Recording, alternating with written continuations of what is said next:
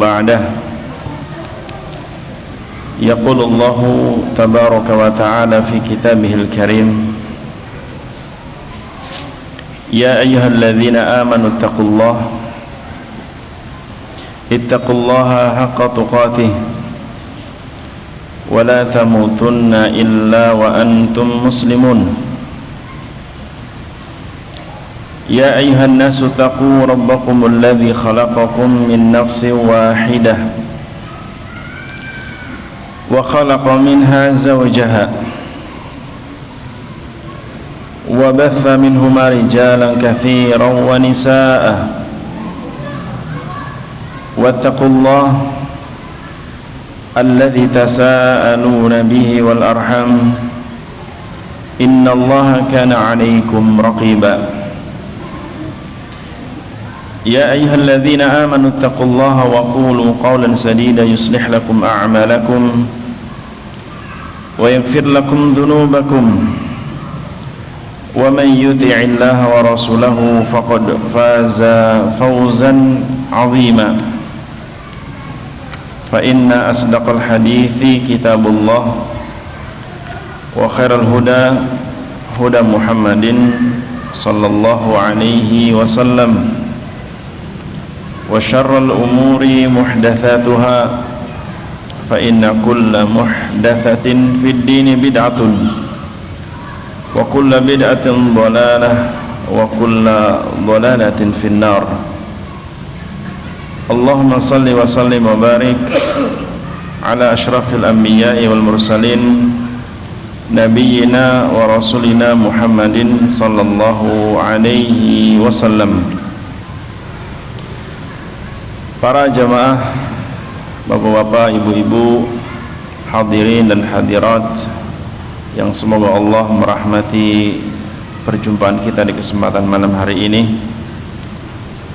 di malam yang insyaallah berbahagia, karena sungguh kebahagiaan seorang mukmin ketika berkumpul dalam ketakwaan, dalam kebaikan, dan itu kebahagiaan yang patut kita syukuri.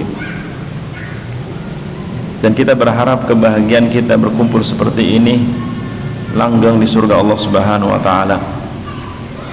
Karena seorang hamba dikumpulkan di hari kiamat bersama orang-orang yang dia suka berkumpul di dunia. Dalam hadis riwayat Thuban, suatu ketika Nabi SAW mendengar suara tangisan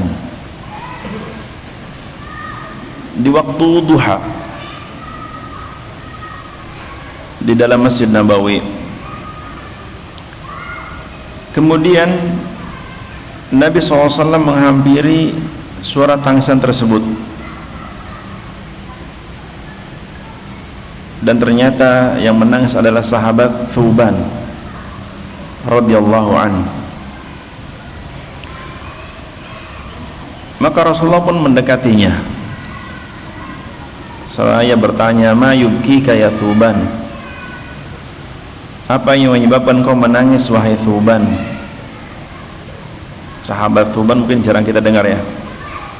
Seringnya Abu Hurairah dan yang lainnya. Tapi sahabat Thuban jarang kita dengar. Tapi beliau sahabat Nabi. Kemudian Nabi bertanya, "Ma yubqika ya Thuban?" Gerangan apa yang menyebabkan kau menangis wahai Thuban? Maka Thuban mendengar suara yang tidak aneh di telinganya adalah suara Nabi SAW. Thuban pun bertambah menangis. Beliau bertambah menangis. Kemudian Nabi pun akhirnya duduk di samping Thuban, dan Nabi menunggu suara tangisan Thuban reda. Sahabat Thuban yang telah dewasa.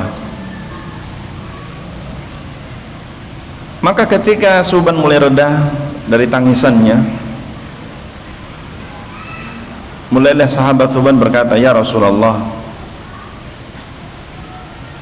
inni dzakartu sa'ah, sungguh sebab aku menangis karena aku teringat jika hari kiamat tiba. Aku menangis karena aku teringat jika hari kiamat tiba. Dan aku berpikir bahwasannya aku tidak akan pernah berjumpa engkau lagi. Artinya sahabat Thuban menyangka ketika itu bahwa datang hari kiamat tentunya Allah Subhanahu wa taala akan menentukan yang hak dan yang batil, juga menentukan di tingkat mana hamba-hambanya Allah di surga, karena surga itu darajat. Sebagaimana sabda Nabi SAW, inna fil jannati mi'atu darajah, sungguh di surga itu ada 100 tingkatan. Wa kullu darajatin ma baina samai wad dunya, dan setiap satu tingkatan ke tingkatan berikutnya antara langit dan bumi, setiap satu tingkatan. Dan di surga ada berapa? 100 tingkatan kata Nabi. Setiap tingkatan dari ke tingkatan berikutnya jaraknya kata Nabi antara langit dan bumi. Dan jarak langit dan bumi sebagaimana sabda Nabi kita Muhammad SAW, jika ditempuh perjalanan masiratu khamsumi'ati amin, jarak langit dan bumi jika ditempuh perjalanan 500 tahun lamanya. Sehingga sahabat Abu Sufyan berpikir, ya Rasulullah, idza ja'al yaumal qiyamah wa anta fil jannah fi a'la illiyin. Aku berpikir ketika datang hari kiamat tentunya engkau akan ditempatkan di surga yang paling tinggi, di surga yang paling tinggi. Karena kita tahu bahwasannya tingkatan para nabi dan rasul ditempatkan yang paling tinggi. Kemudian, dan aku berpikir mungkin aku di neraka.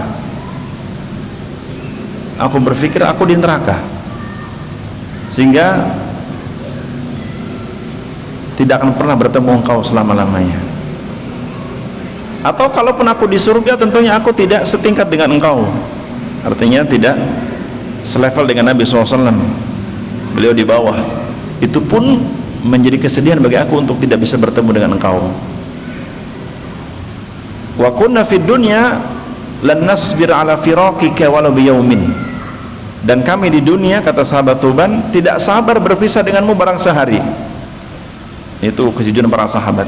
Dan kami di dunia saja tidak sabar berpisah dengan engkau barang sehari, melebihi kekasih biasa.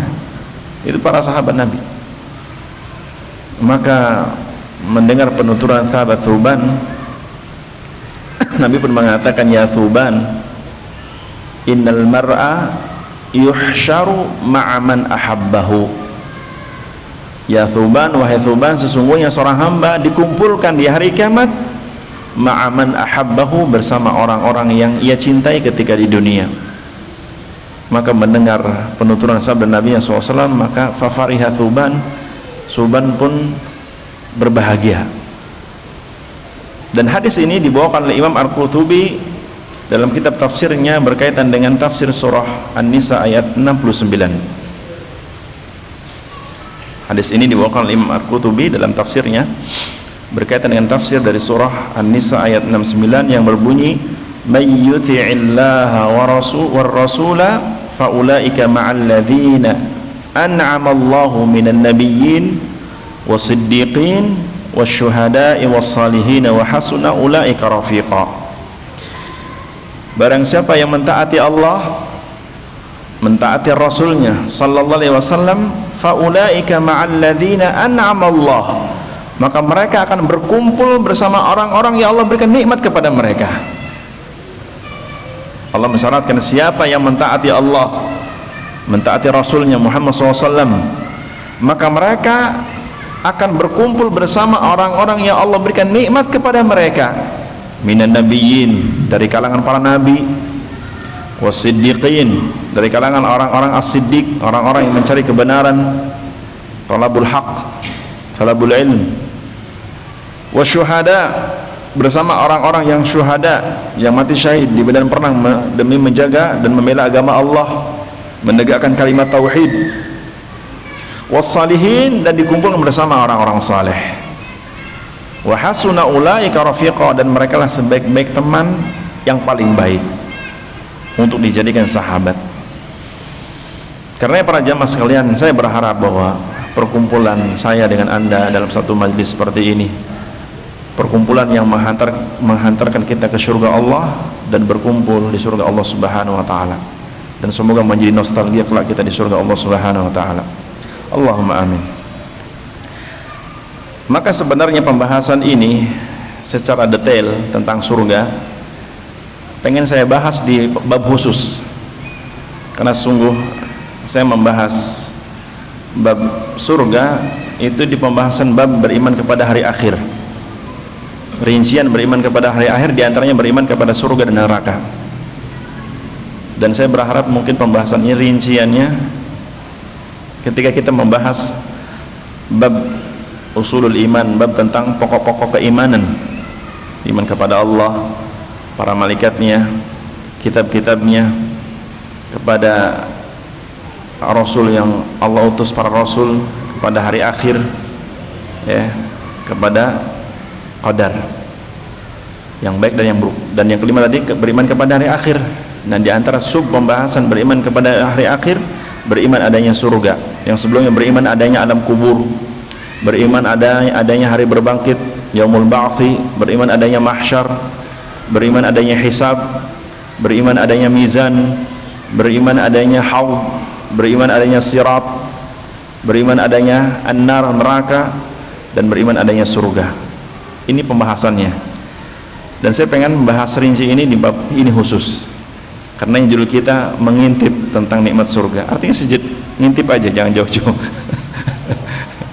Semoga diberi waktu yang panjang, umur yang panjang, sehingga kita betul-betul mendapatkan ilmu sebelum ajal menjemput kita, sehingga tidaklah kita wafat kecuali ilmu tentang surga telah kita dapatkan, sehingga kita betul-betul ketika masuk surga betul-betul apa yang Allah janjikan ketika di dunia dari firman-Nya sadak terbukti, dan itu hikmahnya. Tapi masih lanjut pembahasan kita tentang surga. Mungkin beberapa poin saja akan saya sebutkan, yang ini sebenarnya banyak dijelaskan dari kitab-kitab para ulama ya, tentang masalah al-jannatu wa na'imu ahliha, tentang surga dan kenikmatan orang-orang yang ada di dalamnya. Dan sudah kita bahas di kesempatan dua pertemuan sebelumnya bahwa surga merupakan kabar gembira. Berita tentang surga, khabar anil jannah, berita tentang surga merupakan apa? Bisyaratullahi lil mu'min, kabar gembira Allah buat orang beriman. Kabar gembira Allah buat orang beriman. Yang mana surga itu hakikatnya mala ainun ra'at. Hakikat nikmat surga, kata Nabi, mala ainun ra'at, tidak pernah dipandang oleh manusia pun yang memandangnya. Tentang hakikat surga. Wala udhunun sami'at, bahwa hakikat surga, tentang kenikmatan surga nggak pernah didengar oleh telinga yang mendengar tentang siapa yang pernah masuk surga, karena belum ada ya. Wala khatar ala qalbi basharin, dan hakikat nikmat surga tidak pernah terbetik bagaimana hakikat nikmat surga dari hati manusia. Kenapa tidak pernah terbetik? Ya, karena biasanya orang kalau menghayal itu kan pasti ada kisi-kisinya. Ya enggak? Orang menghayal, hayalan apa? Di benak kan? Ada kisi-kisinya, ada sesuatu yang mungkin selayang pandang pernah ia ingat, pernah ia lihat, atau pernah ia dengar, sehingga dia berimajinasi bikin seperti ini. Nah, hakikat surga tidak pernah seperti itu. Hakikat nikmat surga tidak pernah terbetik seperti apa hakikatnya. Tetapi meskipun demikian, Allah Azza wa Jalla banyak memberikan gambaran tentang surga, gambaran tentang surga.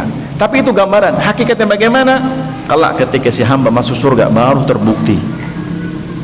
Baru terbukti. Nah, yang pertama mungkin kita sebutkan tentang sifat pintu surga. Tentang sifat pintu surga. Bahwa surga itu memiliki pintu. Bahwa surga itu memiliki pintu. Di pembahasan bab beriman kepada hari akhir, yaitu beriman adanya nikmat kubur dan azab kubur. Di pembahasan bab beriman kepada hari akhir, itu ada pembahasan bab beriman kepada adanya alam kubur. Di alam kubur ada nikmat kubur dan ada azab kubur. Di antara nikmat kubur yang Allah berikan kepada hamba-hamba yang beriman di alam kubur, yaitu si hamba diperlihatkan surga dari alam kuburnya. Si hamba mukmin diberikan kenikmatan melihat surga, bukan masuk surga karena belum masuk surga. Wa futihat lahu baban ilal jannah. Dalam hadis riwayat sahabat Barra ibn Azib, kata Nabi SAW bahwa orang-orang mukmin di alam kuburnya di antara nikmatnya waftahu lahu baban ilal jannah, dibukakan baginya pintu menuju surga sehingga dia bisa melihat surga. Maksudnya pintu untuk bisa melihat surga dari kejauhan. Sehingga apa? Izdada syauquhu ilal jannah, bertambah kerinduannya untuk segera masuk surga. Bahasanya apa? Betul-betul sudah di depan mata, nggak sabar pengen segera masuk surga. Karena kata Nabi, setiap harinya si mukmin di alam kuburnya yang diperlihatkan surga wudu wa asyia, di pagi hari dan di sore hari, kerinduan si mukmin di alam kuburnya dan permintaannya kepada Allah, Rabbi aqimis sa'ah, ya Rabbku segerakan hari kiamat. Ya Rabbku segerakan hari kiamat, minta hari kiamat segera Kenapa? Kata Nabi dalam hadis tersebut, hatta arji'a ila ahli wa mali, agar aku bisa kembali berkumpul bersama keluargaku dan mengambil hartaku. Lihat seperti itu. Jadi si mukmin di alam kubur yang dapat nikmat pengen segera hari kiamat. Untuk apa? Untuk segera masuk surga. Beda lagi cerita yang masih hidup. Yang masih hidup berharap jangan dulu hari kiamat. Kan gitu. Yang hidup berharap jangan dulu hari kiamat, minta lagi kesempatan untuk beramal. Tapi beda lagi ceritanya ketika sudah di alam kubur. Dan kita meyakini demikian karena sabda Nabi SAW. Kita tahu seperti itu karena Nabi yang menjelaskan. Dan apa yang Nabi jelaskan? Wahyu dari Allah Subhanahu wa ta'ala. Wa ma yantiqu 'anil hawa in huwa illa wahyu yuha. Bahwasannya tidaklah Nabi berucap, termasuk berucap tentang surga dan kenikmatannya dan nikmat kubur, kecuali wahyu yuha, yang beliau wahyukan, bukan dari hawa nafsu beliau. Bahkan yang memahamkannya, yang mengajarkannya, 'allamahu syadidul quwa, yang mengajarkan, memahamkan pemahaman yang baik adalah malaikat yang memiliki kekuatan, Jibril alaihis salam. Lihat dalam Al-Quran, contoh dalam surah Az-Zumar ayat 73, Allah berfirman tentang orang-orang mukmin. Wasiqal ladzina taqaw rabbahum ilal jannati zumara hatta idza ja'uha futihat abwabuha wa qala lahum khazanatuha salamun alaikum tibthum fadkhuluha khalidin. Kata Allah, wasiqal ladzina taqaw, kelak orang-orang yang bertakwa akan Allah giring. Wasiqal ladzina taqaw rabbahum ilal jannati zumara, kelak orang-orang yang bertakwa, orang-orang beriman akan masuk ke surga zumara. Apa zumara? Rombongan. Jadi masuk surga bukan furoda, masuk surga bukan person-person, enggak. Zumara kata Allah, masuk surga itu rombongan. Maka saya berharap ngumpulnya kita supaya masuk surga bareng-bareng, bukan individu, bukan saya aja, semua kita. Sebagaimana yang Allah jelaskan bahwa orang-orang yang bertakwa mereka masuk ke surga untuk menuju Rabbnya. Di surga zumara, rombongan, hatta idza ja'uha, ketika orang-orang yang bertakwa tadi sampai di depan pintu surga. Dan Allah membahasakan pintu surga dengan abwab. Hatta idza ja'uha, ketika mereka sampai di surga, ya, futihat abwabuha, dibukalah pintu-pintu surga. Menunjukkan surga pintunya tidak hanya satu. Abwab itu jamak dari babun. Abwab itu jamak dari babun. Babun satu pintu, babani dua pintu, abwab itu pintu surga atau pintu tiga lebih. Itu jamak karena penggunaan jamak dalam bahasa Arab tiga dan seterusnya. Kata Allah futihat wa futihat abwabuha, dan dibukalah pintu-pintu surga, menunjukkan pintu surga banyak, tidak hanya satu. Dan juga setiap pintu surga ada khazanah, ada penjaganya, malaikat yang menjaganya. Sehingga Allah mengatakan wa qala lahum khazanatuha, maka berkatalah malaikat khazinul jannah, penjaga pintu surga, dan mengatakan kepada mereka yang beriman yang hendak masuk surga, salamun alaikum, keselamatan buat kalian, marhaban, selamat datang, ya, salamun alaikum tibtum, ya, kata Allah, salamun alaikum tibtum, kesejahteraan dilimpahkan atas kalian, keselamatan atas kalian, tibtum, dan berbahagialah, tibtum, dan berbahagialah. Artinya disambut dengan kata-kata baik, salamun alaikum, keselamatan, kesejahteraan meliputi kalian, dan tibtum, berbahagialah kalian dengan surga yang sudah di depan mata kalian. Dan di mana posisi kondisi apa? Dan dari mana kondisi surga itu telah dibuka. Ketika telah dibuka berarti telah melihat dari kejauhan, dari di luar pintu. Ya. Sehingga setelah mereka diberikan sambutan yang hangat oleh para malaikat yang menjaga pintu surga dan dikatakan fadkhuluha khalidin, maka masuklah ke surga dan kalian kekal, tidak akan pernah keluar.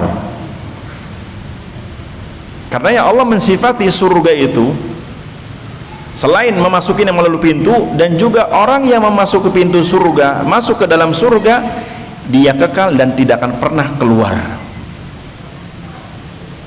Berbeda dengan nikmat dunia. Nikmat dunia itu ada titik jenuh, ya enggak? Nikmat dunia itu ada titik jenuh. Bahkan seindah-indahnya apa namanya, istana yang dibangun di dunia, ada titik jenuh. Ada titik apa? Jenuh. Ya, bolak-balik sana sini, WC, kamar mandi, ya. Jenuh, stres ujung-ujungnya. Itu nikmat dunia. Senikmat-nikmat dunia ada titik jenuh, sehingga pengen keluar. Ya. Lihat sebagian orang-orang yang kadang-kadang kalau kita melihat di negara barat, homeless itu, sebagian mereka tuh punya harta, tapi kenapa milih tinggal di pinggir jalan? Padahal kan di rumah lebih nyaman. Dia punya harta, punya uang, kok kenapa milih di luar? Karena tadi nikmat dunia senikmat apapun ada titik jenuh, sehingga dia pengen cari sensasi. Cuman masalahnya orang yang kafir sensasinya keliru. Ayolah, seperti itu akhirnya. Orang beriman sensasinya ketika jenuh di rumah ke majelis taklim, insyaallah. Alhamdulillah. Iya tak? Orang beriman, ya, apalagi yang mungkin uangnya terbatas, sudah paling nikmat jenuh di rumah ke majelis ilmu. Sudah nikmat. Insyaallah nikmat. Enggak ada yang paling bahagia kecuali apa? Duduk di majelis ilmu. Ya. Karena Nabi mengatakan majelis ilmu apa? Raudhatun min riyadil jannah fid dunya. Nabi mensifati majelis ilmu di dunia taman di antara taman-taman surga yang ada di dunia. Sudah. Ya kan? Taman surga. Kenapa taman surga? Karena dijelaskan firman Allah yang di dalamnya berbicara tentang surga, berbicara tentang nikmat surga. Bagi orang beriman bertambah nikmatnya, bertambah rasa yakinnya kepada Allah. Wa idza tuliyat 'alaihim zadathum imana. Orang beriman ketika dibacakan ayat-ayat Allah, apalagi tentang surga, zadathum imana, bertambah rasa imannya kepada Allah, bertambah kerinduan bertemu Allah Subhanahu wa taala. Itu orang beriman, dan itu didapatkan di majelis ilmu. Karena kisah sahabat Thuban tadi saya katakan, dan sahabat-sahabat yang lain, tentunya perwakilan dari sahabat yang lain, bahwa para sahabat Nabi itu mereka orang yang sering duduk bersama Nabi, ya kan? Para sahabat itu orang yang sering duduk bersama Nabi. Di mana? Di masjid ilmu. Dalam konteksnya kadang di masjid, kadang dalam perjalanan. Kenapa? Yang disampaikan Nabi dalam setiap kondisi ilmu. Sehingga Allah mengatakan dalam akhir ayat, wa hasuna ulaika rafiqa, maka sebaik-baik teman itu teman yang beriman dari kalangan para nabi kan, para as-siddiqin, para syuhada, salihin, orang yang beriman yang bertakwa. Maka jadikan temanmu yang bertakwa. Kenapa? Yang mengajakmu ke surga. Ya. Nah, di surga ada pintu-pintu yang memasukinya akan kekal dan tidak akan pernah keluar. Tidak akan pernah keluar. Juga dalam surah yang lain, contoh Allah berfirman dalam surah namanya Ar-Ra'du. Dalam Ar-Ra'du ayat 23 24 Allah berfirman, jannatu adnin yadkhulunaha wa man salaha min abaihim wa azwajihim wa dhurriyyatihim wal malaikatu yadkhuluna alaihim min kulli babin salamun alaikum bima sabartum fa ni'ma uqbad dar. Dalam surah Ar-Ra'du ayat berapa? 23 24.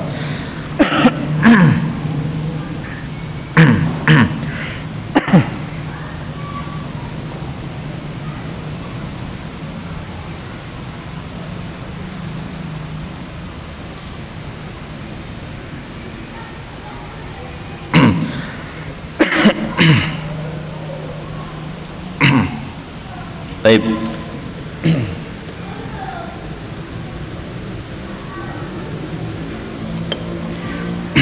Kata Allah, jannatu adnin, yaitu surga Aden. Surga yang penuh nikmat. Yadkhulunaha, yang mana mereka akan memasuki ke dalamnya, ke dalam surga Aden. Wa man salaha min abaihim, yaitu mereka akan masuk surga ke dalamnya bersama dengan orang-orang saleh. Min abaihim, dari ayah-ayah mereka, ya. Wa azwajihim, dari dengan apa, bersama istri-istri mereka, pasangan-pasangan mereka. Wa dzurriyyatihim, dan juga bersama anak cucu mereka. Lihat, menunjukkan bahwa masuk surga itu tidak hanya apa, perorangan. Sampai disebutkan bahwa orang yang masuk surga itu dari kalangan orang-orang saleh. Siapa yang soleh? Yang ketika di dunia beriman dan bertakwa, itu orang yang soleh. Yang mana mereka juga masuk surga bersama dari kalangan orang soleh, dari kalangan apa? Bapak-bapak mereka, termasuk dalam artinya bapaknya bapak dan terusnya, nenek moyang. Wa azwajihim, dan juga pasangan-pasangan mereka, ya. Kalau itu suami berarti bersama istri mereka.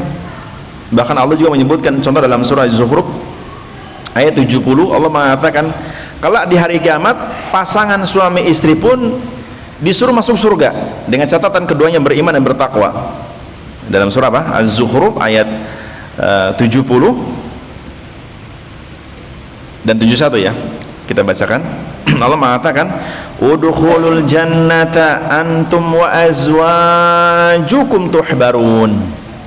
Masuklah kalian wahai para suami kalian, wa azwajukum, dan istri-istri kalian, pasangan-pasangan hidupmu, dan kalian tuhbarun, kalian akan dienakkan, akan dibikin rileks, akan dibikin bahagia. Siapa yang membikinnya? Allah Rabbul Alamin.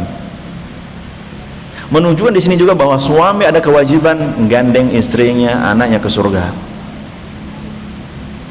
Karena kalau di hari kiamat Allah akan mengatakan kepada laki-laki yang beriman, kepada suami-suami yang beriman, udkhulul jannata, masuklah kalian ke surga, antum, kalian yang beriman, antum, kalian yang beriman, wa azwajukum, dan pasangan kalian dari istri-istri kalian, tuhbarun, kalian akan dibikin bahagia dalam surga.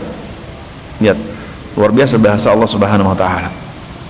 Karena ya tadi, sebagaimana juga di surah Ar-Ra'd ayat 23, Allah mengatakan bahwa yang masuk surga itu apa? Dari kalangan ayah-ayah mereka, istri-istri mereka, bahkan wa dzurriyyatihim, anak cucu mereka, dan juga wal malaikata yadkhuluna alaihim min kulli bab, dan juga para malaikat mereka, sedangkan para malaikat mereka masuk ke surga ke tempat-tempat mereka dari semua pintu sambil mengucapkan. Artinya para malaikat menyambut kedatangan mereka semua. Ya, para malaikat Allah tugaskan di hari kiamat, mereka menyambut orang-orang beriman masuk ke surga, disambut luar biasa. Salamun alaikum tibtum, keselamatan buat kalian dan berbahagia kalian. Bahagia kan ketika kita disambut. Oh, kita aja kadang-kadang sampai ke hotel disambut luar biasa, orang wah silakan Pak, dengan kayak gini silakan Pak, luar biasa senengnya gitu kan. Iya enggak? Di dunia aja kita masuk ke hotel Pak, disambut, oh mau yang tipe bagaimana Pak? A, B, C, ya gitu kan. Disambut kan luar biasa, koper yang dibawain, bahkan sebagian orang kaya keluar mobil cering kuncinya dibawain mobilnya gitu kan. Enggak, Mas, ini di dunia orang pengen fasilitas seperti itu di dunia ya, berbicara di dunia ternyata sebagian orang dengan uangnya mereka pengen fasilitas ya, datang keluar dari mobil disambut, karpetnya merah terus mobilnya dibawain, diparkirin sendiri, kopernya dibawain, disuruh milih mana yang diinginkan kamarnya, monggo masuk. Bahagia. Orang beriman juga dapat di surga Allah Subhanahu wa taala, dan itu semua dapat. Siapa yang menyambutnya? Al malaikah, para malaikat. Ya, para malaikat yang menyambut mereka sambil mengatakan salamun alaikum bima sabartum, keselamatan atas kalian atas kesabaran kalian ketika di dunia. Sabar apa? Para malaikat akan menyebut mereka salamun alaikum. Dalam ayat tadi salamun alaikum tibtum, keselamatan atas kalian, kesejahteraan atas kalian dan berbahagialah kalian. Dalam ayat ini bima sabartum, keselamatan atas kalian atas apa yang kalian bersabar di atasnya. Bersabar apa?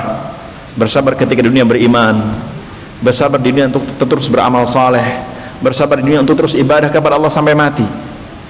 Maka ingat, kesabaran yang kita jaga dari iman ini, kesabaran dari kita untuk beramal soleh yang kita jaga sampai mati, kalau itu akan diingatkan oleh para malaikat. Keselamatan atas kalian karena dulu di dunia kalian bersabar atas iman dan amal soleh. Bima sabartum, atas sabarnya kalian ketika di dunia untuk tetap beriman dan beramal soleh. Ya, fa ni'ma uqbad dar. Nah, di akhir ayat Allah mengatakan fa ni'ma uqbad dar, sungguh sebaik-baik akhir kesudahan orang beriman adalah di tempat yang baik, yaitu surga Allah. Sebaik-baik kesudahan yang baik dan tempat yang baik buat orang yang baik, iman dan amal saleh, itu orang beriman sama saleh, adalah surga Allah Subhanahu wa taala. Nah, juga sabda Nabi SAW, fil jannati thamaniyatu abwab fiha babun yusamma rayyan la yadkhuluha illa shaimun. Kata Nabi, sesungguhnya di surga ada 8 pintu. Surga itu memiliki 8 pintu. Fiha babun, di antara pintu surga ada pintu yusamma rayyan, dinamakan pintu ar-rayyan. Rayyan itu maknanya apa? Rayyan itu orang-orang yang dahaganya dihilangkan. Ray itu apa? Ini, umpamanya saya ngomong kering, nah ini minum, bismillah, air masuk sini namanya ray. Artinya apa? Artinya tenggorokan yang kering jadi basah karena ada air yang melintasinya sehingga hilang dahaga. Nah, pintu ar-rayyan itu pintu orang-orang yang dihilangkan dahaganya, maknanya. Dan maksudnya pintu ar-rayyan ini buat siapa? Kata Nabi, la yadkhuluhu illa shaimun, yang memasuk ke pintu itu hanya orang-orang yang berpuasa ketika di dunia, yang menjaga puasa. Ini diantara pintu surga ya.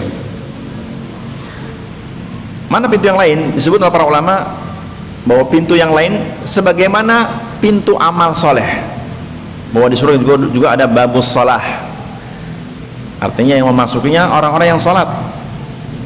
Ada babus zakah, pintu zakat. Ada babul jihad, pintu jihad.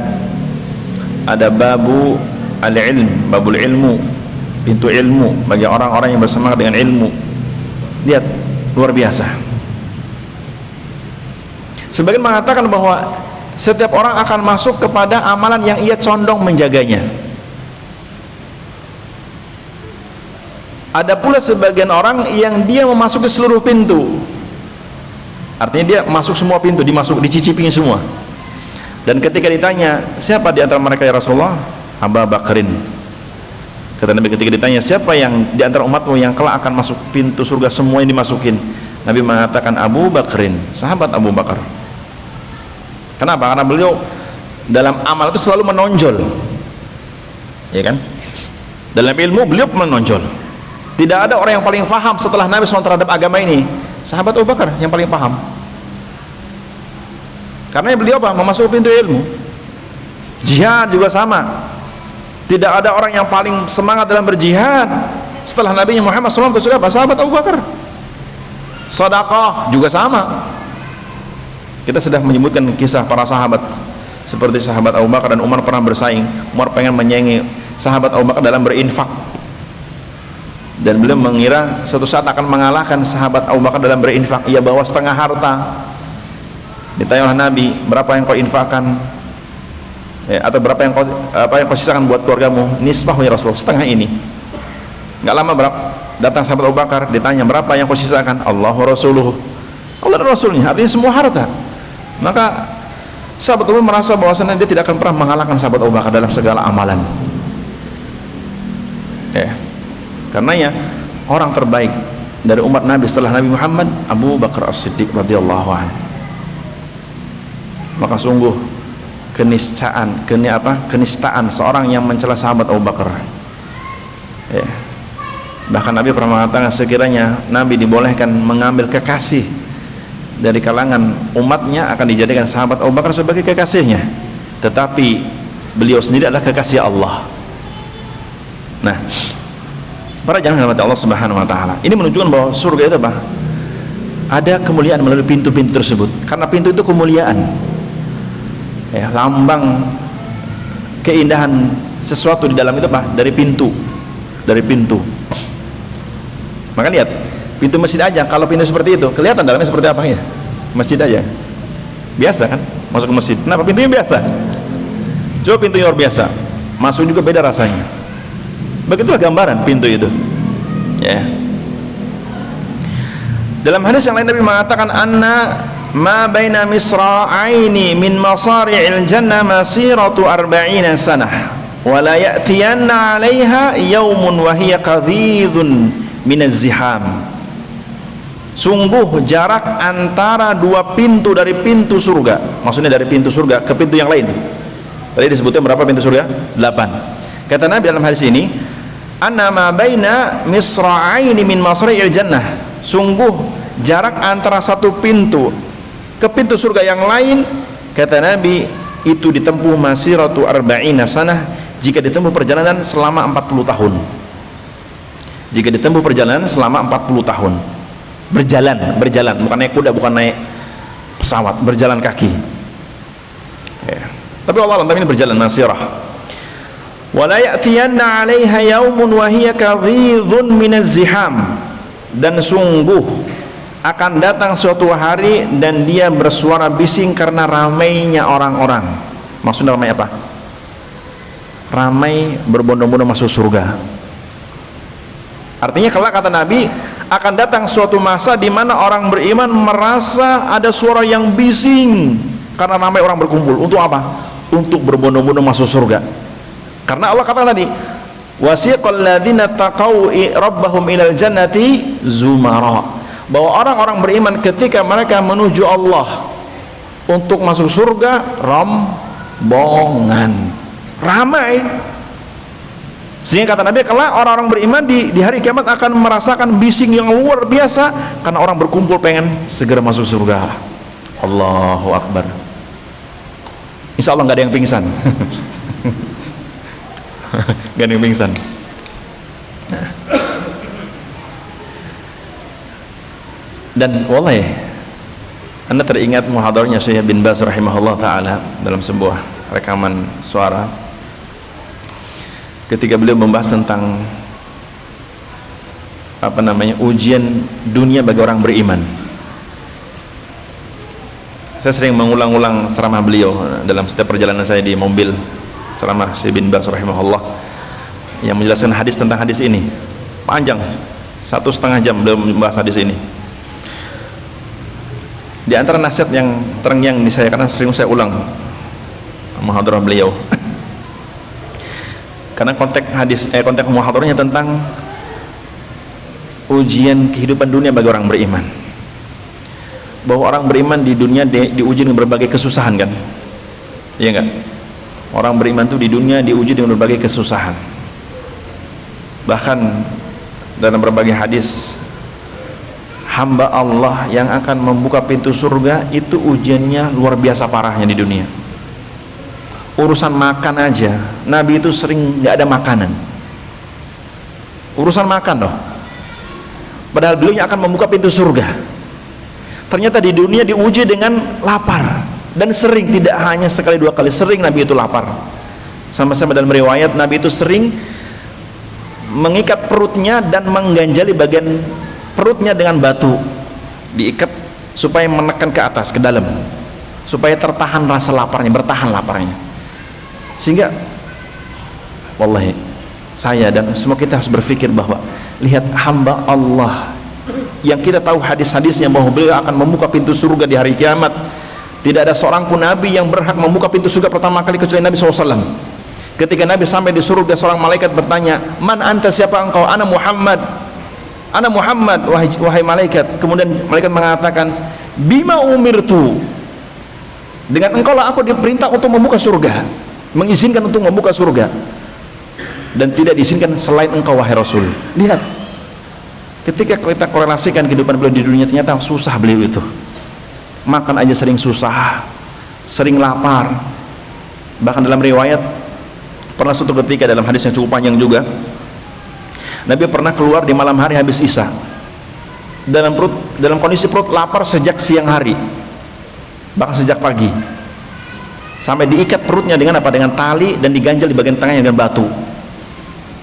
Keluar dengan berharap ada sahabat yang bisa dimintai makanannya, sahabat.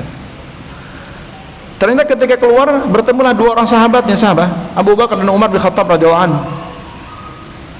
Sehingga ketika Rasulullah bertanya ya kepada keduanya, "Ma akhrajakum al-lailah?" Kenapa kalian keluar di malam hari ini? Nabi bertanya kepada dua sahabat terbaiknya, "Ma akhrajakum al-lailah?" Kenapa kalian keluar di malam hari ini? Kata sahabat Abu Bakar dan Umar, "Akhrajana al-ju' ya Rasulullah." Akhrajana al-ju'. Penyebab kami keluar di malam ini karena lapar ya Rasulullah. Lihat, lapar ya Rasulullah. Sehingga sahabat bertanya, "Wa anta ya Rasulullah, wa ma akhrajakal lailah?" Sedangkan engkau ya Rasulullah, kenapa engkau keluar di malam hari ini? Kata Nabi, "Akhrajtu ma akhrajtukuma." Akhrajtu al-laila ma akhrajtukuma. Aku keluar di malam hari ini sebagaimana kalian keluar. Kenapa? Sama-sama laparnya. Ini orang yang akan membuka pintu surga. Lapar di dunia kehidupannya.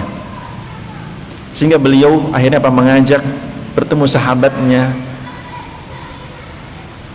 di antara sahabat Ansar dari kabilah Tayyihan, datang menemui rumahnya, mengetuk di malam hari, berharap ketemu sahabatnya. Ternyata yang keluar istrinya. Ditanya, "Ya Rasulullah, marhaban bik." Maka, "Aina Abu Tayyihan?" Mana Abu Tayyihan? "Kharaja yasta'dhibu lanal ma." Kata istrinya, Abu Tayyihan keluar mencari air buat kami. Maka tidak berapa lama datanglah suaminya Abu Tayyihan dan mengatakan, "Marhaban bik, marhaban ya Rasulullah, wa bikum ya Abu Bakar wa Umar." Maka sahabat Abu Tayyihan dan Al-Ansari paham dan mempersilakan masuk, dan dia masuk ke dalam menyuguhkan kurma bi rotobin, fa kharaja bi irki rotobin. Beliau keluar membawa sekeranjang kurma. "Kulu ya Rasulullah, kulu ya Rasulullah wa sahibai." Maka sahabat Abu Tayyihan mempersilakan, "Makan wahai Rasulullah," dan kedua sahabatnya makan. Karena sahabat Abu Tayyihan paham. Beliau paham bahwa Nabi Muhammad SAW sering lapar, dan tidaklah beliau mendatangi rumahnya kecuali untuk itu. Meskipun beliau tidak bertanya, tapi faham. Maka ketika sahabat Abu Tayhan mempersilahkan makan dari kurma yang disuguhkan, sementara beliau mengambil pisau hendak menyembelih apa? Kambing. Kata Rasulullah, iyyaka wal halub, jangan kau potong domba yang sedang menyusui. Nah, dalam hal seperti ini Nabi masih menasihati, jangan sembarang potong yang tidak menyusui. Allahu Akbar.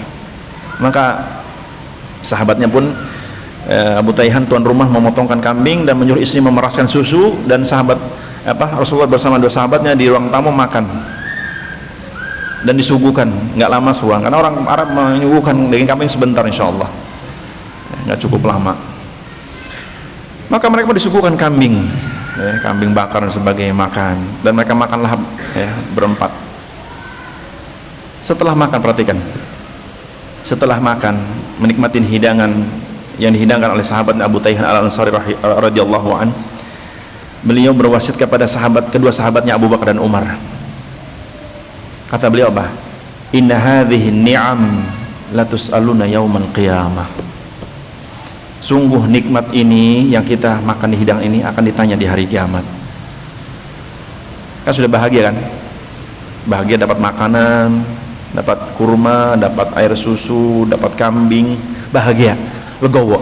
Tapi Nabi mengingatkan, inna hadhihi ni'am la tus'aluna yaumal qiyamah. Sungguh nikmat-nikmat ini, nikmat kurma, nikmat susu kambing, nikmat kambing akan ditanya di hari kiamat. Allahu Akbar. Ini kondisi Nabi Muhammad SAW. Dan juga lihat dalam hadis ini Nabi mengatakan, inna ma baina misra'aini min masari'il jannah masiratu arba'ina sanah wa la ya'tiyanna 'alaiha yaumun wa hiya kadhidu minaz ziham. Sungguh, kata Nabi, jarak antara satu pintu surga ke pintu yang lain itu perjalanan 40 tahun lamanya.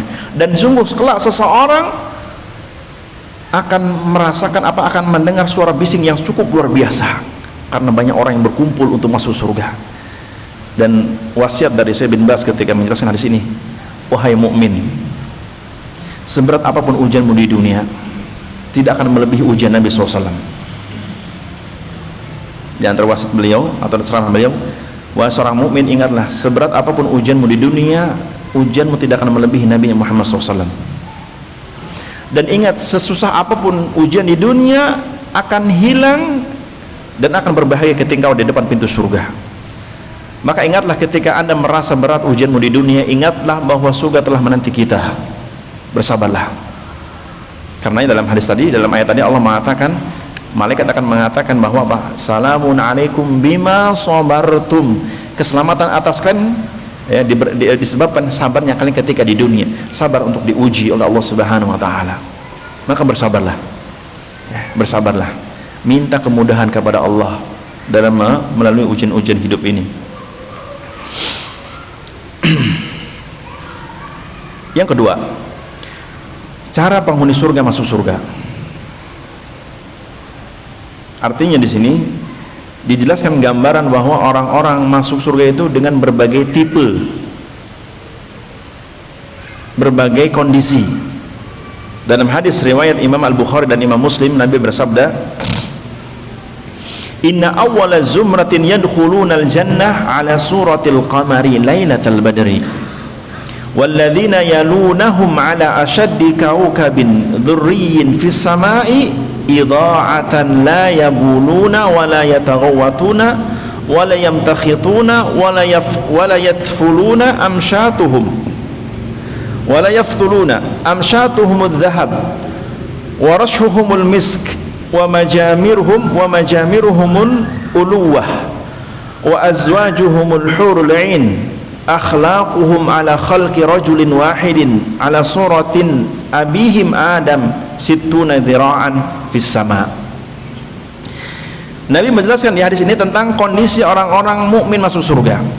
Kata Nabi, inna awwala zumratin yadkhuluna al-jannah ala suratil qamari lailatal badri. Sesungguhnya rombongan pertama orang-orang beriman masuk surga bagaikan rembulan di malam purnama. Rombongan orang-orang beriman masuk ke surga, Nabi menggambarkan seperti bulan purnama di malam purnama. Bulan purnama di malam purnama. Antum sering nggak lihat bulan purnama? Ya, sering apa jarang? Sudah nggak peduli. Coba sering-sering lihat rembulan ya. Insya Allah daerah Mijen sekitarnya masih terasa hawa desa lah ya, meskipun Semarang kota. Ya nggak? Beda kalau ke bawah ke 5 beda lagi. Kalau di sini masih hawa desa masih kelihatan ya, apalagi ke dalam sedikit. Yang mungkin penerangan sedikit. Coba sesekali, bahkan sering juga nggak masalah. Rasakan nikmatnya malam, apalagi malam purnama.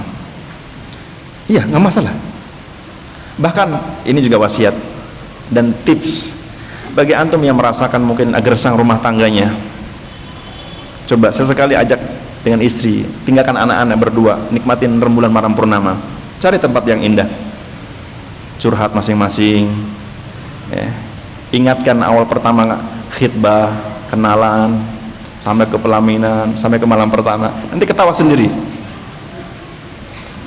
Nanti sesuatu yang mungkin selama ini sering marah-marahan, sering masalah kecil jadi besar, insya Allah clear, insya Allah. Itu trik dan tips. Iya, wallah, anda nggak bicara bohong, dan anda juga praktek. Anda nggak hanya ngomong, anda juga praktek. Coba sesekali ketika merasa gersangnya rumah tangga karena mungkin ada banyak problem yang tidak terselesaikan, ada banyak faktor yang bikin rumah tangga keruh, maka antum berupaya untuk memperbaikinya. Bagaimana? Cari sensasi-sensasi indahnya malam ketika mungkin anak-anak dititipkan ke mbahnya kayak sesekali gitu kan, anda berdua pergi kemana, jalan-jalan, makan di rumah enak, rumah makan enak. Bahkan kalau punya uang lebih nggak apa-apa di hotel, nggak apa-apa, nikmatin hidup. Iya, tidak masalah.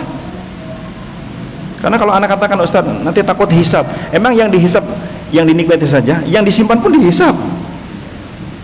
Ya, uang yang anda simpan di banker atau di apa itu, apakah dihisab? Dihisab. Maka jika semuanya dihisab, nikmatin, tapi dengan yang halal untuk kebaikan.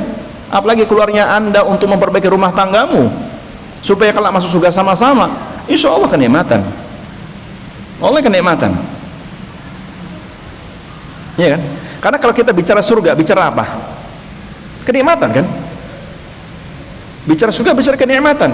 Dan di antara kenikmatan di surga bersama siapa? Bersama istri-istri. Sahih? Iya. Ketika kita bicara surga, bicara kenikmatan, dan di antara kenikmatan surga adanya istri-istri. Ketika kita menginginkan istri kita di dunia sama masuk surga, maka Pak, jadikan di dunia juga surga buat istri kita, buat kita sendiri, menikmati malam-malam yang indah. Bangun komunikasi, karena orang-orang di surga pun mereka sering berkomunikasi dengan istrinya. Nanti pembahasan detailnya di bab iman nanti insyaallah. Bahwa di antara kesibukan orang mukmin di surga, dia selalu bercengkerama dengan istri-istri mereka, bercerita ngalor ngidul, tapi tentunya faedah ya. Bahwa di surga kelak orang-orang di surga akan bercerita panjang lebar tentang mereka di dunia, bagaimana ketika di dunia, akan ingat semuanya itu. Makanya kalau sebuah rumah tangga sudah mulai diam-diaman, tanda itu bermasalah. Kalau rumah tangga sudah mulai miscommunication, komunikasi sudah mulai maka perbaiki itu supaya indah, supaya yang masuk surga ini. Iya loh. Bahkan tidak masalah antum mungkin kalau selama ini panggilan kepada istri suami sudah mulai pudar, di refresh kembali ya. Mau sayang kayak apa kayak nggak masalah ya. Karena di surga pun orang-orang beriman akan memanggil istri dengan panggilan-panggilan sayang, dan sebaliknya akan saling memuji. Bahkan tidak mengapa seorang suami memuji istrinya, boleh apa tidak? Boleh nggak seorang suami memuji istrinya, memuji kecantikannya, memuji akhlaknya, boleh nggak? Boleh. Sebaliknya seorang istri pandai-pandai memuji suaminya, jangan salah alamat ke suaminya, mengutarakan kata cinta berat ke mantan, masih cinta-cintaan, musibah. Dan memang pintu rumah tangga menjadi rusak itu setan membuat bagaimana rasa cinta itu mulai dirasa dibikin gersang dengan malasnya memuji pasangannya. Iya, setan berusaha bagaimana pasangan suami istri Agar rusak, dibikin lisannya itu berat memuji pasangannya, dibikin berat mengucapkan terima kasih kepada istrinya, kepada suami, dan dibikin berat komunikasi. Yang akhirnya apa? Diam-diaman, sudah gersang. Maka bangun itu semua supaya bisa mendapatkan surga yang baik di dunia sebelum akhirat. Bahkan sebagian ulama salaf mengatakan siapapun yang menginginkan surga akhirat, nikmatin surga dunia. Pertama dengan ibadah. Dan di antara ibadah terpanjang apa? An-nikah. Iya kan? Ibadah yang paling panjang durasinya apa? Pernikahan. Ibadah sholat berapa menit? Sebentar. Sholat isya berapa menit? 5 menit ya? Ya. Kadang imamnya panjang dikit, suwemen nih, boyoku loro. Iya kan ya? Salam selesai kan? Sebagian orang nggak zikir lagi, langsung pergi, nggak zikir lagi. Selesai. Ibadah apa lagi? Ibadah zakat setahun sekali. Iya kan? Zakat setahun sekali. Itu pun yang masih punya harta, nggak punya harta ya sudah. Gini, ingin terima mustahik zakat. Ibadah apa? Ibadah haji setahun sekali. Itu pun bagi yang punya harta, yang bisa pergi. Sekarang punya harta pun nggak bisa langsung pergi, nunggu antrian haji 10 tahun, 50 tahun kan? Kalau mau haji bisa langsung furoda, biayanya besar, tapi yang masih bisa dimudahkan, alhamdulillah. Iya kan nggak? Ya. Ibadah apa lagi? Infak, itu pun sesekali. Makanya ibadah terpanjang kata ulama an-nikah. Ibadah terpanjang itu nikah. Sejak kapan? Sejak melek sampai tidur lagi. Bahkan ketika tidur jam masih bernilai ibadah. Ya enggak? Ketika tidur bisa bernilai ibadah enggak? Bisa. Tidur antum gerayangan istri boleh enggak? Boleh, ibadah. Iya. Makanya durasinya panjang kata ulama. Makanya kenapa dalam hadis, dalam asar disebutkan bahwa syaitan, iblis, ketika ada seorang jomblo melepas masa jomblonya, bersedih, menangis dia. Ya, para jomblo segera menikah. Iya. Nabi Adam, bapak manusia, di surga sendiri nggak betah. Antum kok betah menjomblo, ya Allah ya Rabbi? Apa nggak ada orang wanita akhwat baik? Iya toh? Saya sering ditanya oleh jamaah, Ustaz, bagaimana jika ada orang niat ke pengajian, niatnya mencari akhwat? Boleh nggak?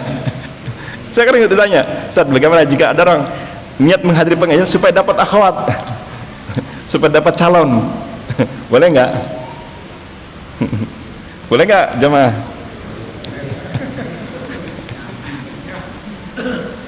Nyambi.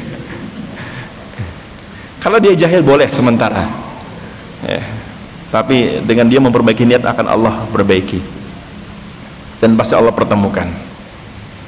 Tapi juga harus usaha, karena tanpa usaha juga apa? Ya tidak akan datang ya. Maka para jamaah sekalian, jadikan semua pintu-pintu kebaikan menjadi apa?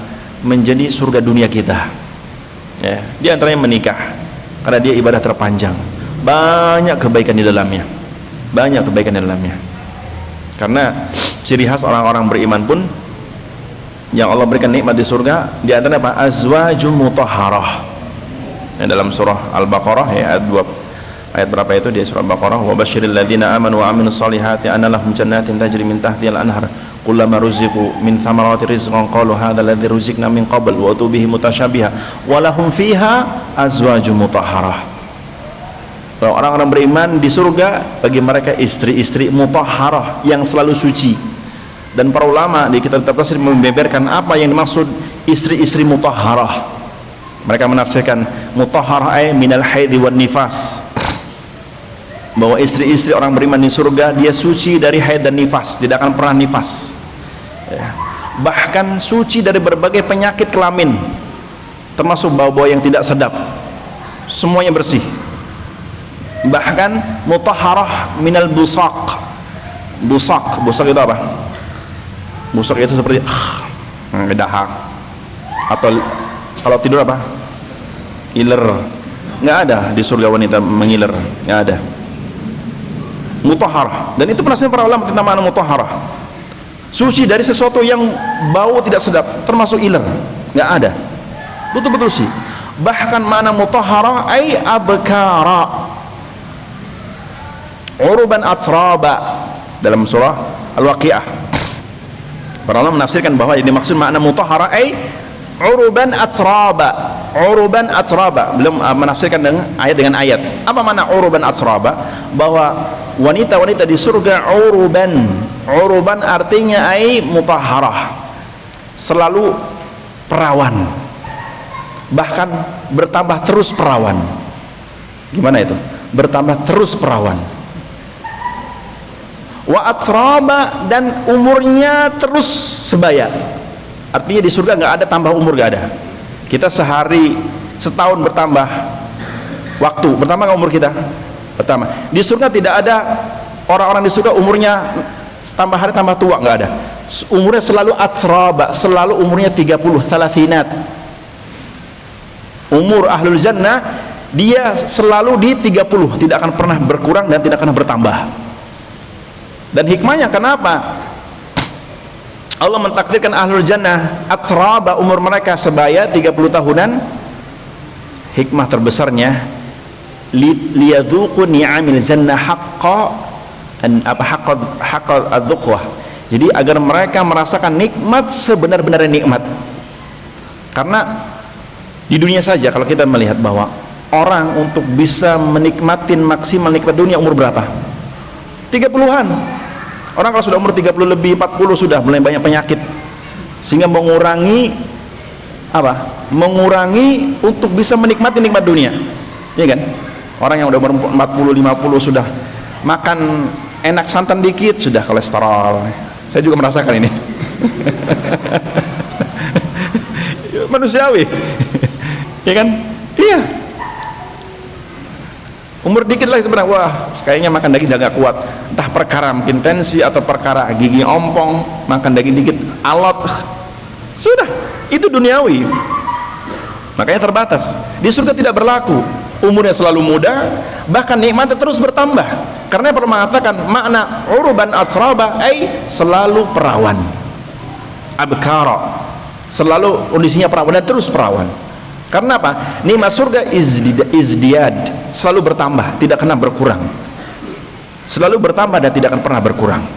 Dan itu luar biasa atas nikmat Allah Subhanahu wa taala. Kemudian kata Nabi berikutnya, walladzina yalunahum ala asyari kawkabid dzurriyyin fis sama'i idha'atan la yabulun idha'atan. Sedangkan kelompok berikutnya, kelompok setelahnya, dari kelompok setelah yang pertama, rombongan yang berikutnya masuk setelah mereka adalah laksana bintang yang sangat terang di langit. Jadi yang paling pertama apa? Seperti layar bulan purnama, setelahnya bagi bintang-bintang terus ya. Menunjukkan masuk surga tadi bergantian, rombongan bergantian, tapi masuknya berombongan. Nah, karena kalau kita korelasikan hadis tadi, kata Nabi, sungguh akan datang suatu masa seorang beriman akan merasakan bising yang luar biasa, bising tapi sangat bahagia, bisingnya bahagia. Karena bisingnya apa? Hendak masuk surga. Bisingnya penuh kebahagiaan. Sehingga apa? Keletihan-keletihan dunia akan lupa semua sudah. Bahkan saya pernah menyampaikan hadis ya, di kesempatan sebelumnya, bahwa kelak di hari kiamat Allah ketika menghisab manusia akan mendatangkan seorang mukmin yang di dunia ujinya paling berat. Ya, kondisi sebelum mereka masuk surga ya. Mungkin di pembahasan hisab. Kalau Allah akan menghadirkan seorang mukmin yang di dunianya ujiannya paling berat, kemudian dicelupkan ke surga satu celupan, dan dikatakan, ai mukmin, wahai mukmin, apakah kau merasakan kesusahan sama sekali? Kata si mukmin, la ya Rabb, aku tidak pernah merasakan kesusahan barang sedikit pun. Kata para ulama menunjukkan bahwa nikmat surga itu meskipun satu celupan melupakan kesusahan dunia seberat apapun.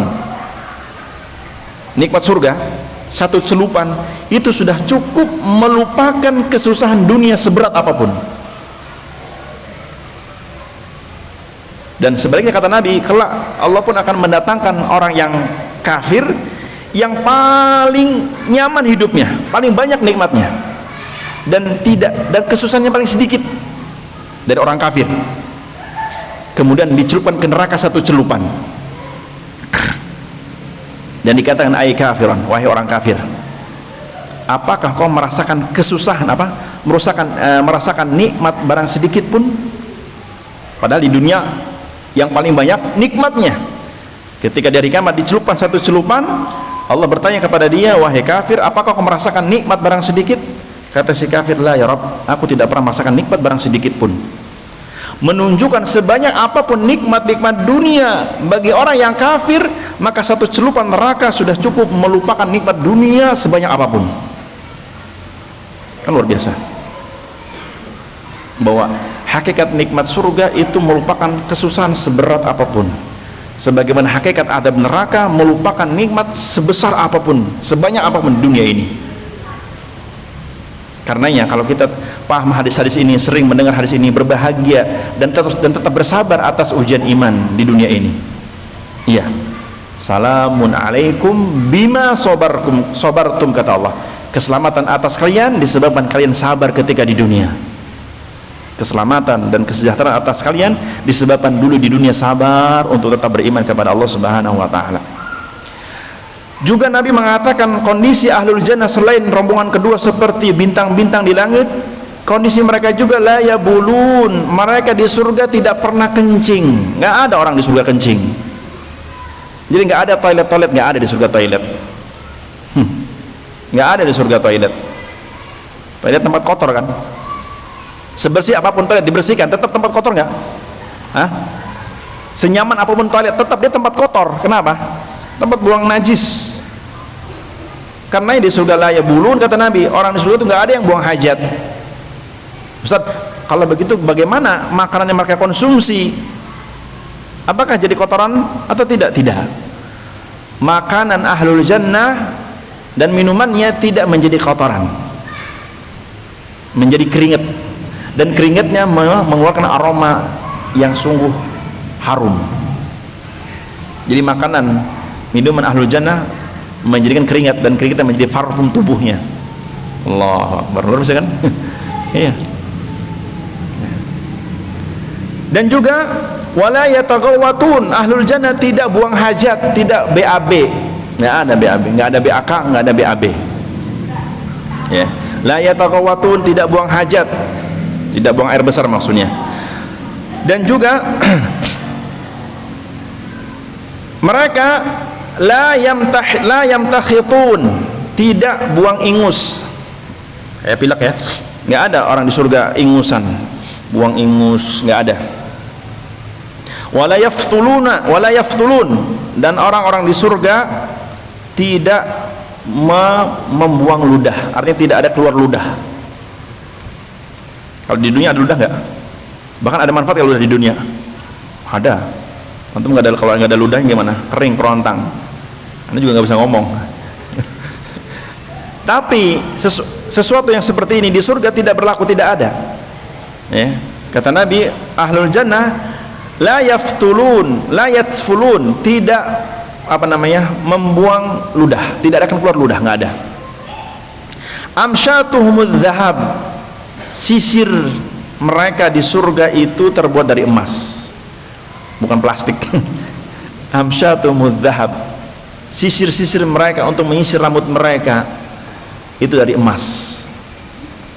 Makanya sisir untuk alat untuk apa? Mempercantik diri kan? Butuh nggak laki-laki sisir? Nggak butuh, kayak rambut aneh nggak butuh ini. Ya panjang dikit butuh, iya kan? Jenggot butuh sisir, iya sisir. Makanya nikmat ini pun ada di surga, kata Nabi. Amsyatuhumudz dzahab, sisir-sisir ahlul jannah itu terbuat dari emas.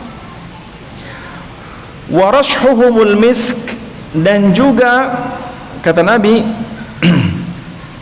keringat mereka adalah minyak kasturi. Keringat tadi aroma makanan minuman yang dikonsumsi ahlul jannah itu menjadi keringat, dan keringatnya mengeluarkan aroma kasturi, minyak kasturi. Kemudian wa majamiruhumul aluwah, wa majamiruhumul aluwah, dan tempat bukhur mereka adalah batang kayu gaharu India. Tapi ini penerjemahan ya. Jadi ini jadi di surga itu ada namanya bukhur. Bukhur itu apa ya? Sejenis kayak dupa. Bahwa ahlul jannah mereka menyukai dupa untuk wewangian maksudnya, bukan untuk praktek perdukunan, bukan ya, untuk wewangian ya. Kalau orang-orang Arab biasanya dari gaharu Kalimantan, Papua 1 gram itu berapa juta itu ya. Orang Indonesia buat kayu bakar diambil orang Papua yang mikulin, diambil bos-bos sampai ke sana, per gramnya itu harganya jutaan. Orang Papua nggak ngerti ya. Itulah nikmat dunia. Sebagian orang memandang bukan nikmat, sebagian nikmat besar. Itulah nikmat dunia, ya kan ya? Sebagian orang memandang bahwa majelis ilmu bukan nikmat, sebagian orang, tapi sebagian orang memandang itu nikmat. Begitulah dunia, sawang sinawang. Tapi hakikat yang berilmu pasti tahu mana yang hakiki, mana yang tidak, untuk merasakan nikmat dunia. Taib. Berikut kata Nabi, wa azwajuhumul hurul ain, dan istri-istri mereka di surga itu bidadari bermata jeli, bermata yang cukup menakjubkan ya. Wanita itu dipandang di antara kecantikan dari mata enggak? Hah? Antum ketika pertama khidbah yang beristri, lihat matanya enggak? Iya. Dulu para sahabat Nabi, ketika ada sebagian sahabat, para pemuda yang belum menikah, kata Nabi, kenapa kalian tidak menikah? Ya Rasulullah, kami akan menikah, dan kami sudah mengkhidbah sebagian wanita Ansar.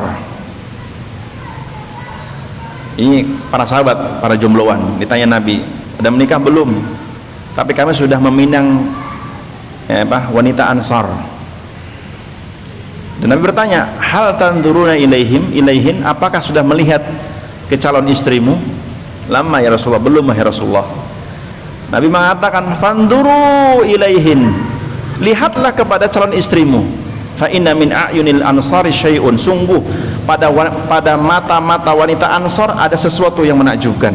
Allahu Akbar. Kata Nabi, lihatlah calon istrimu, sungguh pada mata-mata wanita Ansar ada sesuatu yang menakjubkan. Ini wanita dunia kan? Nabi mensifati wanita dunia dari kaum Ansar, dari para sahabiat. Sungguh pada mata-mata wanita Ansar ada sesuatu yang menakjubkan.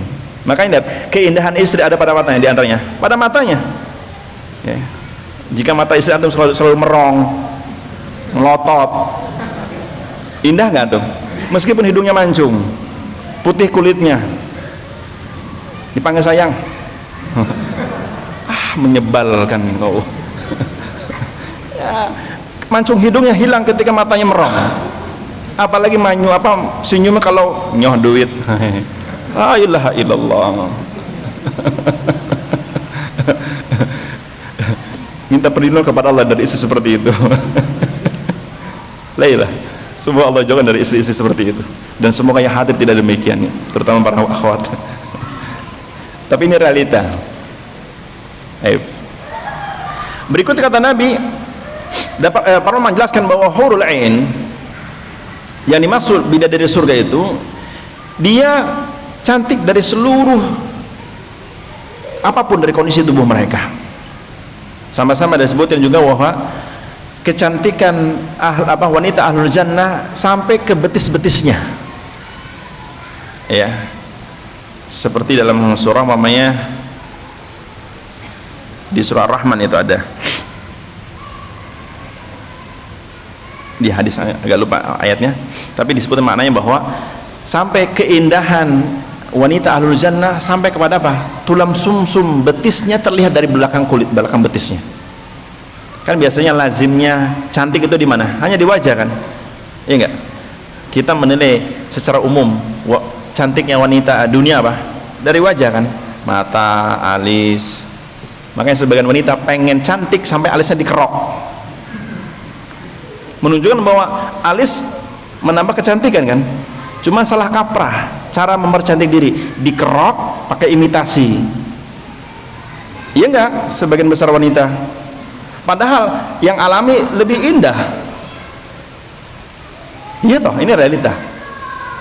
Dikerok diganti yang imitasi, yang bohong-bohongan, pakai ini, ada yang ditanam, melanggar syariat. Bahkan bagi saya wanita dikerok itu apa? Anak jin. Ya nggak cantik lah.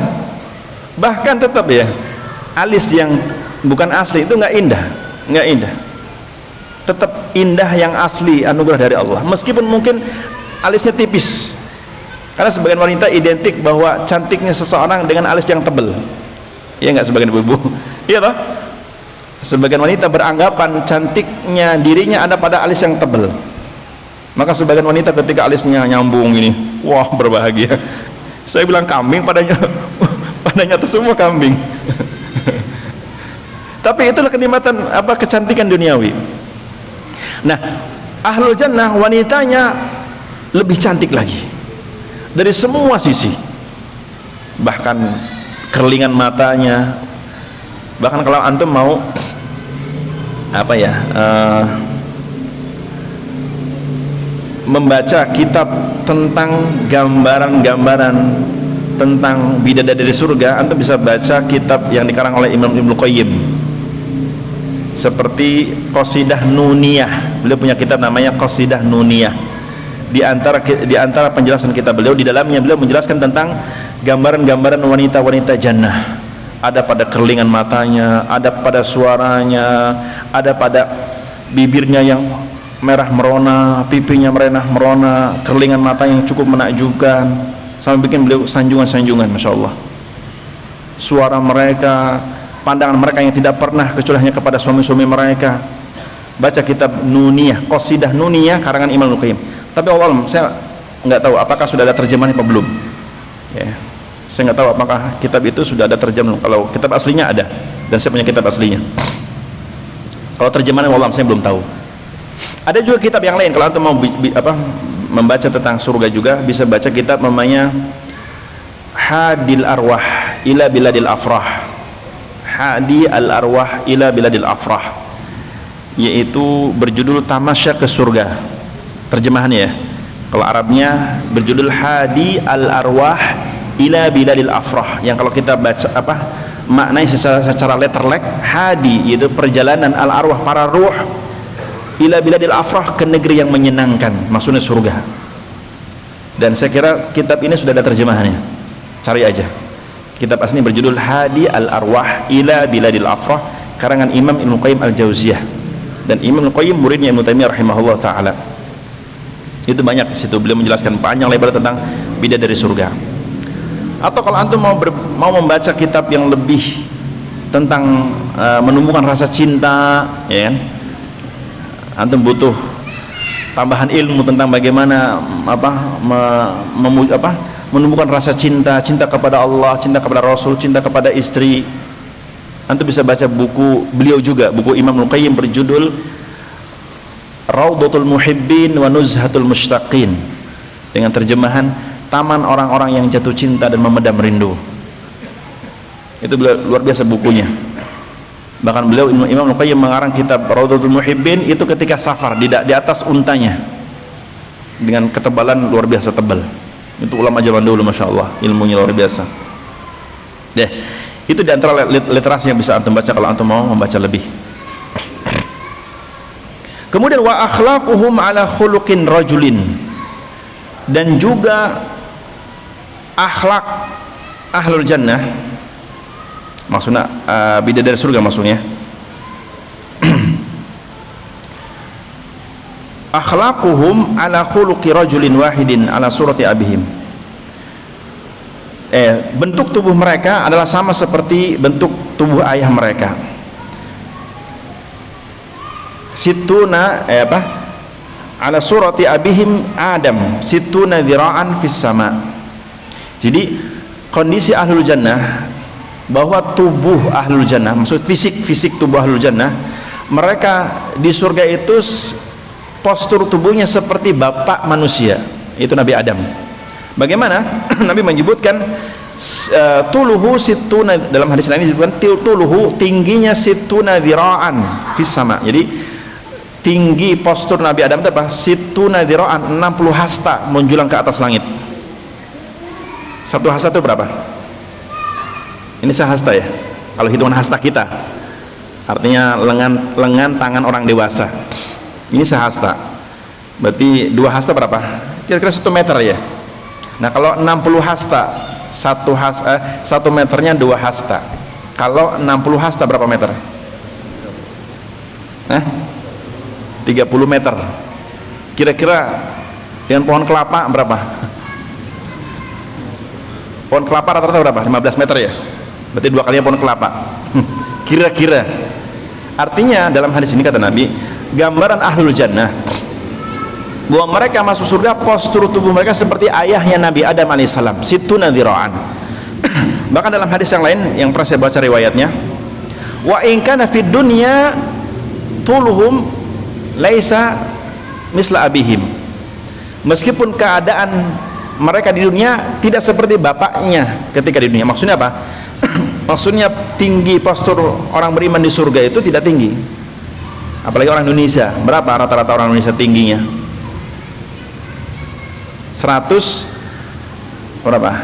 50 mentok 170-an ya. Itu rata-rata, kita bicara rata-rata ya.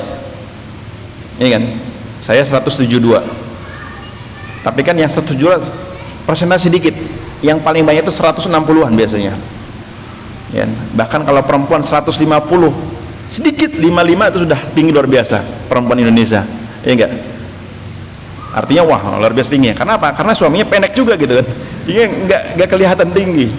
Coba kalau pergi haji umroh ketemu orang Mesir, pundaknya kelihatan kan? Makanya indah jika memandang pasangan sendiri. Iya toh? Tapi kalau lihat orang lain ya sudah lupa dengan nikmat yang Allah berikan. Begitulah nikmat dunia. Maka ketika antum memandang istrimu terus, insya Allah sempurna. Tapi sudah melihat yang lain, jadi apa? Tidak sempurna. Tapi Allah jadikan kesempurnaan ahlul jannah, mereka tubuh mereka seperti ayahnya, yaitu Nabi Adam. Situna dzira'an, 60 hasta. Ya tentunya 60 hasta ya besar tubuhnya menyeimbangkan, menyesuaikan. Artinya penciptaan ahlul jannah di hari kiamat itu apa? Sempurna. Sebagaimana nikmat-nikmat surga juga sempurna, begitu juga tubuh ahlul jannah sempurna. Artinya bukan berarti tingginya 60 berapa? 60 hasta badannya kurus, enggak, menyesuaikan. Penciptaan Allah sempurna. Sekarang tinggi saya mamanya berapa? 172. Maka lebar pundak juga Allah menyesuaikan. Karena Allah mengatakan fa khalaqa fa'adalak. Dalam surah apa itu? Dalam surah Al-Infitar ya. Ya, Al-Infitar. Di ayat 7 Allah mengatakan alladzi khalaqaka fasawwaka fa'adalak. Allah lah yang telah menciptakanmu di dunia ini, fasawwaka, dan menyeimbangkan tubuhmu, menyeimbangkan postur tubuhnya, fa'adalak, dan seimbang. Makanya coba kalau nggak mungkin Allah menciptakan tingginya pamannya tadi 172, lebar pundaknya cuman 30 cm, mustahil. Gitu anak jin. Saya juga nggak tahu anak jin seperti apa. Ini maaf bangsa jin. Ya maksudnya apa ya, Allah nggak mungkin menciptakan sesuatu tidak seimbang, pasti seimbang. Alladzi khalaqaka, Allah yang telah menciptakan engkau, fasawwaka, dan menyeimbangkan tubuhmu, fa'adal, dan seimbang. Begitu pula di hari kiamat Allah jadikan ahlul jannah, tentunya apa? Lebar tubuh mereka juga menyesuaikan tinggi mereka.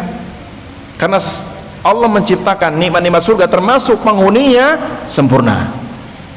Termasuk penghuninya sempurna. Sebagaimana nikmat surga sempurna, begitu pula penghuninya sempurnakan. Allah sempurnakan penciptaan mereka. Meskipun ketika di dunia diciptakan berbeda, tapi Allah sempurnakan. Apakah ahlun nar juga sama, Ustaz? Iya. Dalam hadis disebutkan bahwa gigi gerahamnya ahlun nar akbaru min Uhudin, lebih besar dari gunung Uhud. Sebagaimana penghuni surga juga sempurna, Allah besar tubuh mereka, penghuni neraka juga sama. Dalam hadis Nabi disebutkan bahwa penduduk neraka gigi gerahamnya saja itu lebih besar dari gunung Uhud. Gigi geraham penghuni neraka Allah jadikan besar, lebih besar dari gunung Uhud gigi gerahamnya. Kan artinya kalau gigi geraham besar berarti tubuhnya lebih besar. Apa hikmahnya? Liyadzuqul adzab, untuk betul-betul merasakan azab supaya marem. Iya toh? Hikmah yang bisa kita pahami. Sebagaimana ahlul jannah Allah jadikan postur tubuh mereka sempurna supaya betul-betul menikmati surga dengan nikmat sempurna, begitu juga ahlun nar. Allah besarkan tubuh mereka supaya betul-betul merasakan azab yang luar biasa dari Allah Subhanahu wa taala. Karena bersabarlah atas ujian-ujian di dunia ini.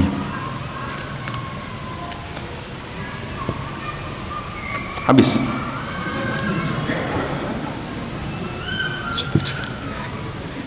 Berlanjut berikutnya atau sudah? Karena pembahasan ini sebenarnya kan kemarin saya katakan ini mengintip nikmat surga. Nanti pembahasan inti kita masih berkaitan dengan hidup mulia dengan ilmu din, ilmu agama. Yang kita terakhir membahas tentang sampai pembahasan tentang apa?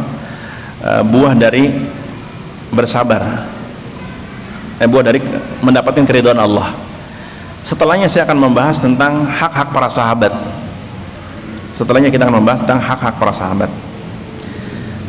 Tapi karena mungkin masih penasaran ya, mungkin pertemuan yang akan datang masih berbicara tentang mengintip surga insyaallah. Sampai ya kira-kira batas cukup, nanti kita masuk lanjut pembahasan tentang hidup mulia dengan ilmu agama di sub pembahasan tentang hak-hak para sahabat Nabi radhiyallahu anhum jami'an. Saya kira demikian, semoga bermanfaat dan nggak usah bertanya ya. Cukup insyaallah. Kita cukup. Semoga Allah mengampuni dosa-dosa kita, mengampuni kelalaian kita, dan semoga kajian ini menjadi sarana atau wasilah makin bertakwa kepada Allah Subhanahu wa taala dan menjadikan kita istiqomah di atas iman dan takwa, dan diberi kesabaran untuk tetap iman dan takwa. Sebagaimana kita berharap kelak ketika masuk surga dapat sambutan dari malaikat, salamun alaikum bima sabartum, keselamatan atas kalian disebabkan kalian sabar di dunia dalam beriman dan bertakwa kepada Allah Subhanahu wa taala. Subhanakallahumma bihamdik asyhadu an la ilaha illa anta astaghfiruka wa atubu ilaik. Assalamualaikum warahmatullahi wabarakatuh.